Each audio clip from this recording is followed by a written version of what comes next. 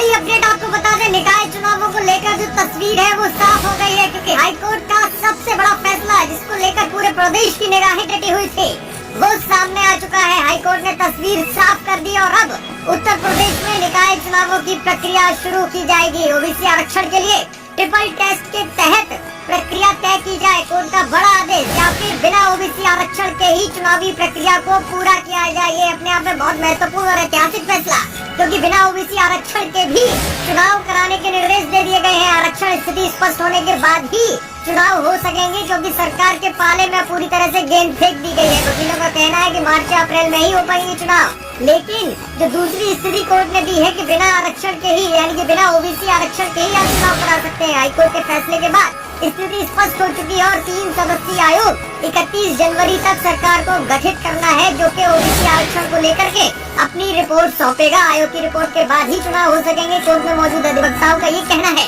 वहीं दूसरी स्थिति ये है कि बिना ओबीसी आरक्षण के भी चुनावी प्रक्रिया को आगे बढ़ाया जा सकता है, यानी कि एससी और एसटी के जो आरक्षण घोषित किए गए वो ज्यों के त्यों रहेंगे।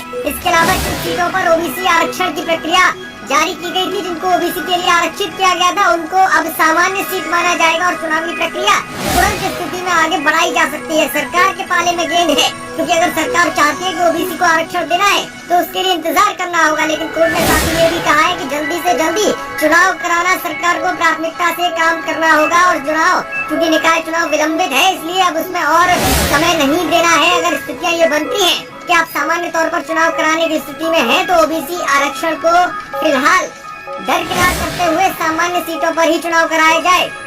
इस वक्त की बड़ी अपडेट है, पूरी स्थिति इस वक्त सामने आ चुकी है। आयोग की रिपोर्ट के बाद ही चुनाव हो सकेगा। अगर ट्रिपल टेस्ट के तहत आरक्षण करना है ओबीसी का, तो ओबीसी का आरक्षण अगर करना है सरकार को, तो साफ तौर से इंतजार करना होगा।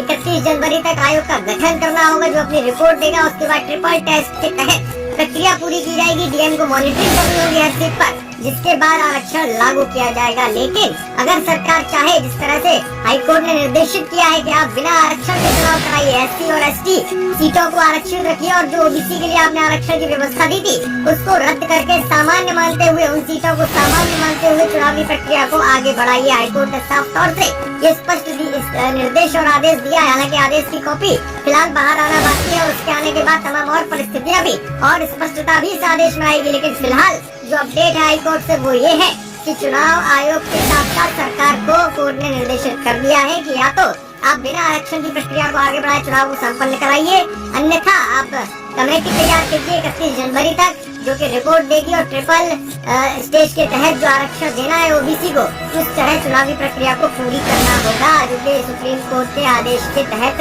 होना है।